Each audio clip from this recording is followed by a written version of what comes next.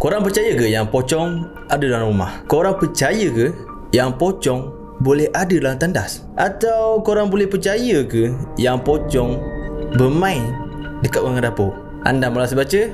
Saya cerita.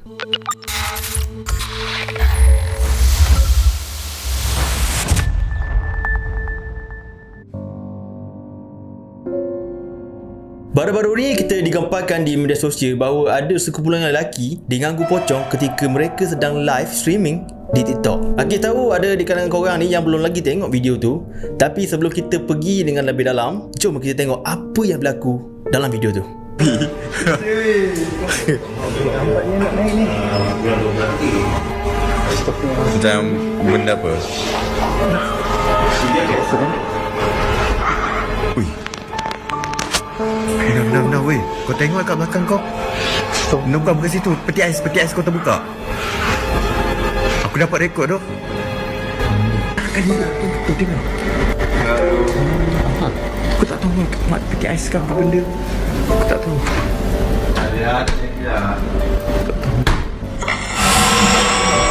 Weh, astagfirullahaladzim. Benda ni. Kejap kau pergi tengok kan. Okey guys kita dapat rakam. Terus dia main lagi malam ni. Dia main lagi. Dia main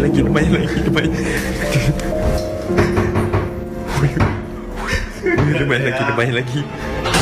Wait, babi. Tolong tak.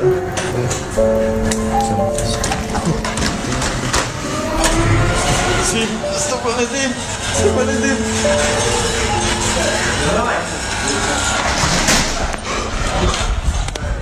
Okay guys, kat sini Akis bukan nak bercerita tentang mana datangnya pocong tu, atau siapa yang panggil, ataupun rumah tu berapa huni ke. Tapi kat sini Akis nak rungkai sama ada jelmaan yang dikatakan pocong tu betul ataupun tidak. Banyak part-part yang menarik dalam video tu sebenarnya, tapi Akis hanya nak tekankan kepada part-part video yang Akis tunjukkan tadi. Okay, first guys, kalau kita tengok dalam video tu, kita nampak yang peti ais tu terbuka dengan sendirinya, seolah-olah ada yang menarik pintu peti ais tu dengan kuat. Persoalannya sekarang ni kan guys, macam mana pintu peti ais tu boleh terbuka dengan sendiri sedangkan tiada siapa yang berada berdekatan dengan peti ais semasa pintu tu terbuka? Kalau kita nak cakap yang video tu diedit, mustahil guys, sebab video tu ditayangkan secara live. Yang kedua guys, korang tengok macam mana tu korang nak cakap yang video tu dah diedit ataupun ada orang tarik? Kalaulah itu member-member dia orang, takkanlah semudah itu dan selaju itu untuk menarik sebuah beban. Seterusnya guys, kabinet.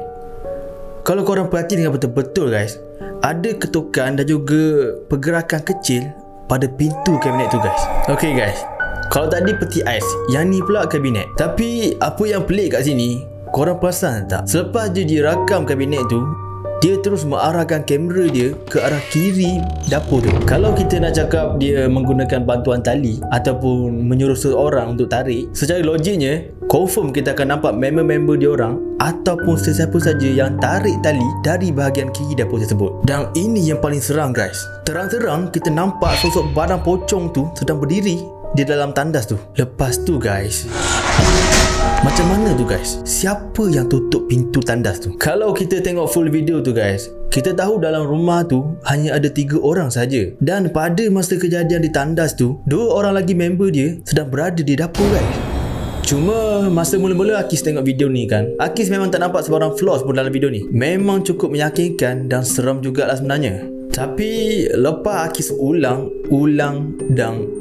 Akis yakin yang semua ni scripted, atau senang untuk korang faham, semua ni hanyalah lakonan semata-mata. Kita pergi kepada poin yang pertama tadi, peti ais. Kalau kita tonton part tu, kita nampak yang si perakam sedang merakam member dia. Tetapi apa yang Akis perasan, si perakam ni lebih mengarahkan kamera dia ke arah peti ais. Ianya seakan-akan bersedia dengan sebarang kemungkinan yang akan berlaku, atau erti kata lain, perancangan yang mereka buat.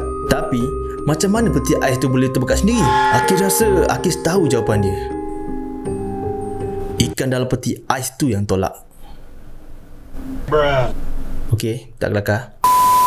Okey guys, mengikut pandangan Akis yakin bahawa peti ais tu terbuka adalah kerana bantuan daripada tali. Korang tengok tali ni, banyak jenis guys. Tali-tali transparent ni biasa digunakan untuk menggerakkan prop-prop dalam penghasilan cerita-cerita seram, dan ianya juga biasa digunakan untuk membuat trik-trik silap mata. Yang kedua, bahagian ni.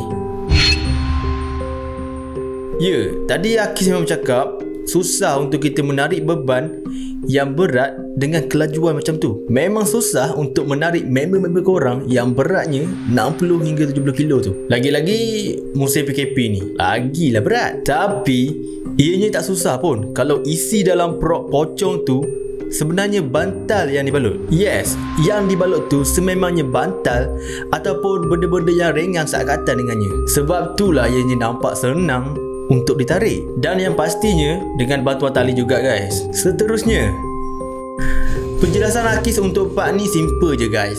Member dia kat dalam tu. Sebab itulah korang nampak pintu kabinet tu bergerak tanpa bantuan tali. Mereka dah prepare guys. Dan yang last kali, part yang paling seram ni kan, yang ni pun sama je guys. Member dia orang dah prepare dalam tandas tu. Memang betul, kita dapat lihat yang member dia masih lagi kat dapur pada masa tu. Untuk pengetahuan korang, dalam video ni hanya ada 3 orang sahaja dalam rumah sewa tu. Tapi yakin ke yang mereka hanya bertiga dalam rumah tu? Kalau kita guna common sense kan guys, pernah ke ada manusia yang sengaja membuka pintu tandas tanpa nak menggunakannya? Nampak tak? Presentation dan preparation. Tapi kan guys, Akis bukan bagi tepukan sebab nak menyindir, tapi Akis bagi tepukan sebab korang dah berjaya viralkan video tu. Dan juga tahniah sebab berhasil entertain kami dan membuat penonton rasa seram bila menonton video tu. Itu saja pandangan Akis untuk video tersebut. Akis harap korang terhibur dan jangan lupa untuk support Akis dengan tekan butang like, komen serta subscribe untuk video-video yang menarik akan datang daripada Akis Dunia. Jap, berlakon-berlakon juga guys. Tapi yang ni apa cerita?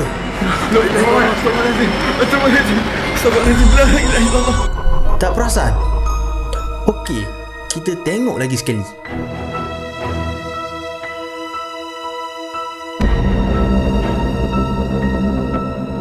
Anda malas baca? Saya cerita.